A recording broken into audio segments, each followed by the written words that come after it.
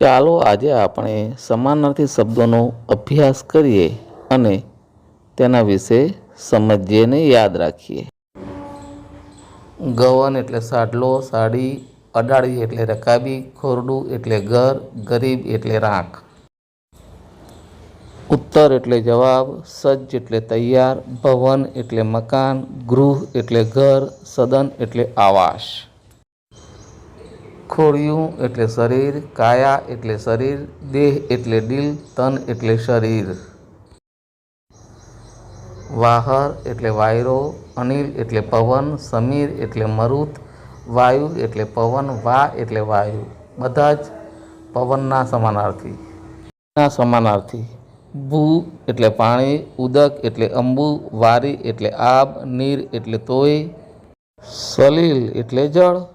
હવે દુનિયાના સમાનાર્થી જોઈએ. ભુવન એટલે જગત, આલમ એટલે દુનિયા, વિશ્વ એટલે દુનિયા, સંસાર એટલે લોક એટલે દુનિયા. હવે જોઈએ મનેખ એટલે માણસ, માનવી એટલે માણસ, મનુષ્ય એટલે માનવ, ઇન્સાન એટલે પણ માણસ. હવે પુરુષના સમાનાર્થી. આદમી એટલે પુરુષ, નર એટલે પુરુષ, મર્દ એટલે ભાયડો. સ્ત્રીના સમાનાર્થી. औरत એટલે સ્ત્રી, બાઈ એટલે સ્ત્રી, નારી એટલે સ્ત્રી. મા શબ્દના સમાનાર્થી. મા એટલે જનેતા, જનની એટલે માતા, અંબા એટલે જન્મદાત્રી એટલે માતા.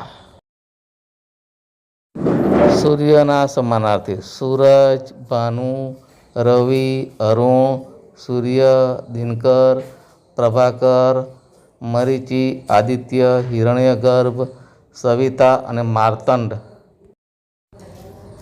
સવારના સમાનાર્થી. સવાર એટલે પ્રભાત, ઉષા, પરોઢ, સૂર્યોદય, અરુણોદય, પ્રાગળ, મળસ્કુ. સમાનાર્થી. સર્વરી એટલે રાત, નિશા, રાત્રિ, રજની, યામિની. હવે વરસાદના સમાનાર્થી. વરસાદ એટલે મેઘ, મેહુલિયો, પર્જન્ય, મેઘ, વર્ષા, વૃષ્ટિ, વરસાદ. હવે આકાશના સમાનાર્થી. ગગન એટલે નભ, ગગન એટલે વ્યોમ, આકાશ, આભ, અંબર, અંતરિક્ષ. હવે રાજા શબ્દના સમાનાર્થી. રાજા એટલે ભૂપ, નૃપ, નરેશ, ભૂપતિ, રાય, સમ્રાટ, મહારાજ. ધરતીના સમાનાર્થી. પૃથ્વી, ધરણી, વસુંધરા, અવનિ, ધરા, મહી, વસુધા, ધરિત્રી વગેરે. હવે જોઈએ વધુ એટલે વહુ, નવોઢા એટલે દુલ્હન, લાડી એટલે પણ વહુ.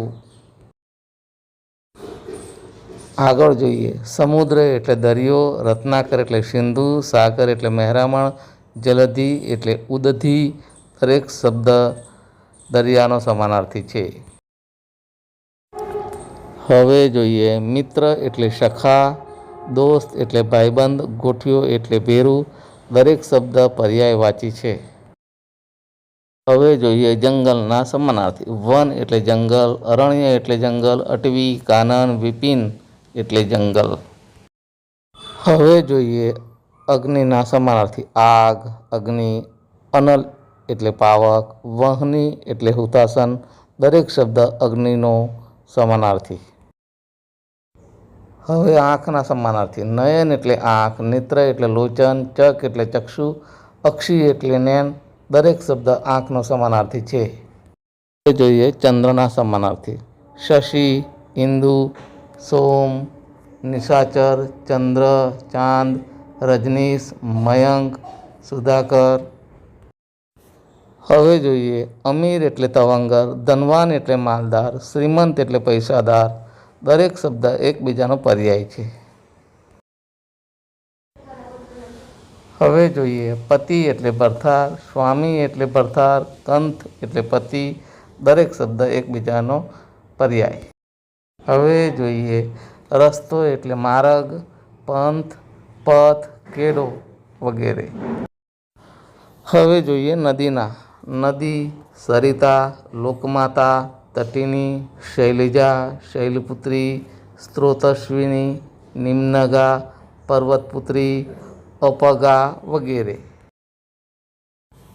હવે જોઈએ પર્વત એટલે પહાડ, શૈલ, નગ, ગિરી, અચલ, ડુંગર. હવે જોઈએ બાપ શબ્દ. બાપ એટલે પિતા, જનક એટલે પિતા, તાત જન્મદાતા વગેરે. હવે દીકરી શબ્દના. દીકરી એટલે પુત્રી, તન્વી, તનુજા, દીકરી. પુત્રનો અર્થ દીકરો, પુત્ર, પૂત, તનોજ, તનમાંથી પેદા થયેલો તનોજ. ભાઈ એટલે બંધુ, ભ્રાતા, સહોદર. વૃક્ષ એટલે ઝાડ, તરુ, પાદપ, દ્રુમ. ફૂલ એટલે પુષ્પ, કુસુમ, પ્રસૂન, સુમન. સિંહ એટલે વનરાજ, કેસરી, સાવજ, મૃગેન્દ્ર. પક્ષી એટલે ખગ, વિહંગ, શુકન, પંખી. હૈયું એટલે ઉર, અંતઃકરણ, હૃદય, દિલ, હૃદયું. પ્રકાશ એટલે અજવાળું, તેજ, આલોક, ઉજાસ, અજવાસ. હાથ એટલે હસ્ત, બાહુ, કર, ભુજા. શિશુ એટલે બાળક, અર્ભક એટલે બાળક, બચ્ચું એટલે બાળક.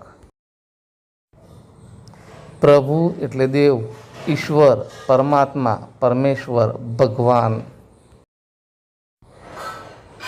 પગ એટલે ચરણ, પાદ એટલે પાય.